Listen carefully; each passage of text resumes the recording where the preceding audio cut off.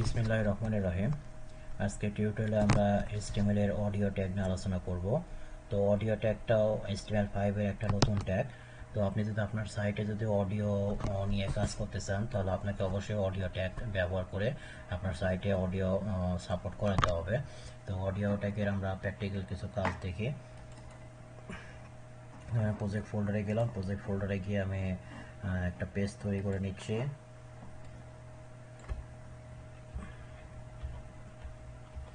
যে audio.html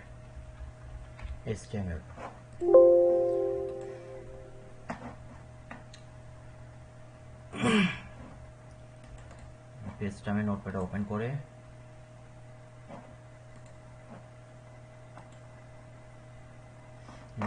করার পর আমরা জানি যে প্রথমত আগে আমাদের যে বেসিক যে সিনট্যাক্সগুলো আছে সেগুলো আগে লিখে নিতে হবে।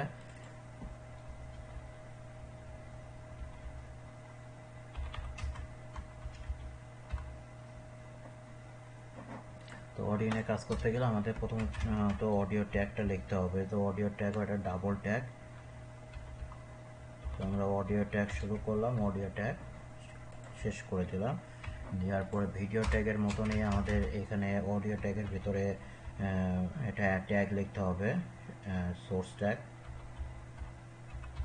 যে সোর্স ট্যাগ আমরা শুরু করলাম এবং এই সোর্স ট্যাগের ভিতরেও আমাদের দুইটা অ্যাট্রিবিউট লিখতে হবে। অ্যাট্রিবিউটের নাম হচ্ছে ভিডিও ট্যাগের মতনই যেরকম আমরা এর ভিতরে দুইটা অ্যাট্রিবিউট, ভিডিও ট্যাগের যেরকম দুইটা অ্যাট্রিবিউট দিয়েছিলাম, একটা এসআরসি আর একটা হচ্ছে যে টাইপ।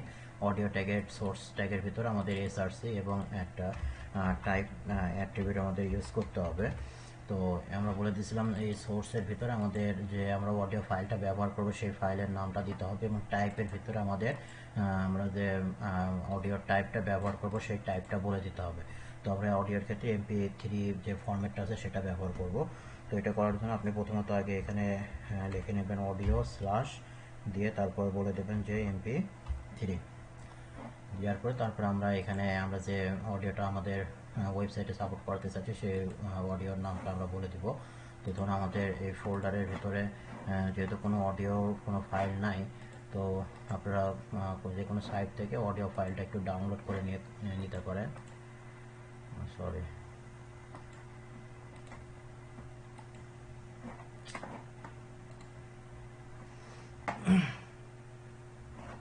ধরুন আমার এই ফোল্ডারের ভিতরে একটা অডিও ফাইল ডাউনলোড করা আছে। তো আপনারা নেট থেকে একটা অডিও সং ডাউনলোড করে নেবেন। তো আমি আমার ফোল্ডারের ভিতরে এটা পেস্ট করে দিচ্ছি।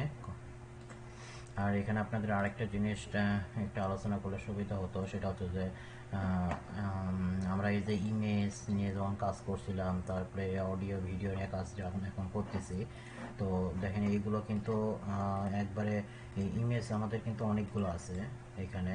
তো ইমেজ তারপরে আবার HTML পেজগুলো সব এক জায়গায় একে একে মিক্সড হয়ে আছে। তো আমরা এখানে একটা কাজ করতে পারি, সেটা হচ্ছে যে ধরুন আমি যদি চাই যে ইমেজগুলো আমি একটা আলাদা ফোল্ডারে রাখবো, আবার ভিডিও যেটা রাখতেছি ভিডিও অডিওগুলো আমি আলাদা একটা ফোল্ডারে রাখবো, রেখে সেই জিনিসগুলো আমরা এখানে মানে ফোল্ডারে রেখে সেই ফোল্ডারের লিঙ্কটা আপনি এখানে কীভাবে বলে দেবেন সেটা শেখানোর জন্য আমি এই ভিডিওতে ওই কাজটা করতে চাচ্ছিলাম। এর আগে তো যা শুধু আমরা রুট ডাইরেক্টরিতে ভিডিওটা বা যে কোনো ইমেজ হোক ভিডিও হোক অডিওগুলো রাখছি, রেখে যা শুধু যেমন ধরুন আমরা এই যে সরাসরি এই ফোল্ডারের ভিতরে ভিডিওটা রাখছি, যে অডিওটা রাখছি যে audio.mp3। তো ধরুন আমি এখানে যদি এখন এখানে দিয়ে দিই যে audio.mp3 দেওয়ার পরে এখন এটা সেভ দিই। সেভ দেওয়ার পরে যদি পেজটা রান দিই, যে গুগল ক্রোমে রান দিলাম, দেওয়ার পরে পেজটা আমাদের রান হয়েছে কিন্তু অডিওর জিনিসগুলো কিন্তু শো হয় না, আমাদের কন্ট্রোলসগুলো। তো এই কন্ট্রোলসগুলো শো করার জন্য আমরা এই যে ভিডিওতে যেরকম কন্ট্রোলস অ্যাট্রিবিউট ইউজ করছিলাম, অডিওর ক্ষেত্রে আমাদের এই কন্ট্রোলস অ্যাট্রিবিউটটা আমাদের ইউজ করতে হবে। তো কন্ট্রোলস অ্যাট্রিবিউটটা ইউজ করে আমি যদি রিফ্রেশ দিই তাহলে দেখেন আমাদের কিন্তু এখানে এই যে ভিডিওর যে কন্ট্রোলগুলো থাকে সেই কন্ট্রোলগুলো কিন্তু চলে আসছে। এখন আমি প্লে বাটনে ক্লিক করলে আমাদের কিন্তু অডিওটা কিন্তু রান হয়ে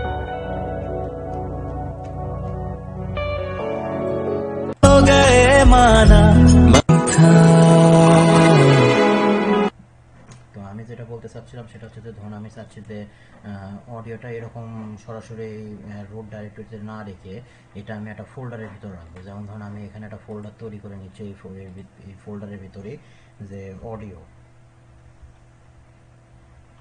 তো এই ফর্মুলাটা ফলো করে আপনারা ইমেজের ক্ষেত্রেও কাজ করতে পারেন, যে ইমেজের জন্য আপনারা একটা ফোল্ডার নিয়ে নিতে পারেন, যে ইমেজ নামের একটা ফোল্ডার নিলেন, যে আইএমজি নামের একটা ফোল্ডার নিলেন, নেওয়ার পরে আপনার ওয়েবসাইটে যতগুলো ইমেজ থাকবে সেগুলো এইভাবে সব রুট ডাইরেক্টরিতে না রেখে আপনি ইমেজগুলো সব আপনার এই ইমেজ ফোল্ডারের ভিতরে রাখলেন, তাহলে সেগুলো মেনটেন্স করে কাজ করতে আপনার একটু সুবিধা হবে। যেমন ধরুন আমি অডিও ফোল্ডারের ভিতরে এখন আমার যে অডিওটা আমি কাজ করবো সেই অডিওটা আমি অডিও ফোল্ডারের ভিতরে রাখতেছি, এটা রেখে দিলাম।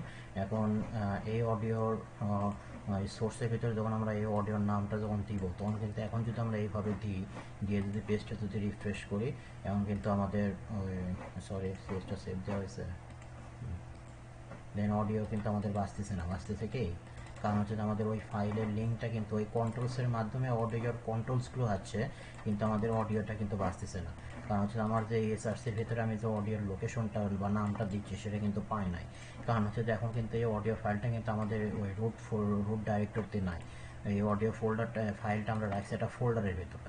তো যখন আপনি এটার লিঙ্কটা করে দেবেন তখন অবশ্যই আগে আপনাকে ওই ফোল্ডারের নামটা দিতে হবে, যে প্রথমত আগে আমি ফোল্ডারের নাম দিলাম, দেওয়ার পরে আপনাকে ওই ফোল্ডারের ভিতরে ঢোকার জন্য অবশ্যই একটা স্ল্যাশ দিতে হবে, ব্যাকস্ল্যাশ। তাহলে এটা হচ্ছে যে ফোল্ডারের নাম, আর এই ব্যাকস্ল্যাশ যে আমরা ফোল্ডারের ভিতরে ঢোকার পরে যে ফাইলটা আছে সেই ফাইলের নামটা আমি এখানে বলে দিলাম, দিয়ে এখন যদি এটা সেভ দিই, দেওয়ার পরে যদি এখন এটা রিফ্রেশ করি, এখন প্লে করেন, তো এই সেম ওয়ে যেমন ধরুন আমরা এই যে ইমেজ পেজে কাজ করছিলাম, তো image.html, তো image.html এ আমরা যে ইমেজগুলো ব্যবহার করছিলাম এই ইমেজগুলো যদি নিয়ে আমরা যদি এখন এই ইমেজগুলো এইভাবে রুট ডাইরেক্টরিতে না রেখে আমরা যদি এই ফোল্ডারের ভিতর রাখি, যেমন ধরুন আমার এই এখানে যতগুলো ইমেজ আছে সবগুলো আমি কাট করতেছি, করে আমি এই ফোল্ডারের ভিতর রাখলাম, এটা সেভ দিলাম, এটাকে রাখলাম।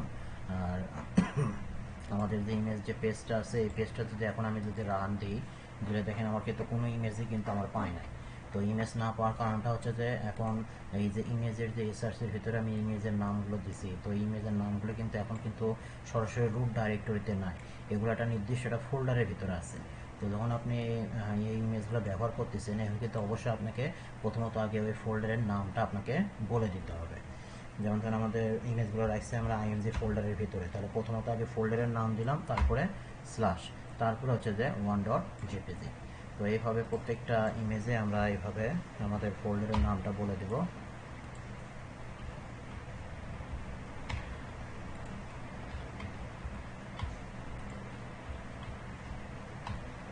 যে এখন যদি এটা সেভ দিই, দেওয়ার পরে এটা রিফ্রেশ করেন, রিফ্রেশ করলে দেখেন আবার কিন্তু আমাদের সবগুলো ইমেজে আবার শো করতেছে, এবং শো করার কারণটা হচ্ছে যে আমাদের এই লোকেশনটা বা নামটা সঠিকভাবে আপনার পেয়ে গেছে।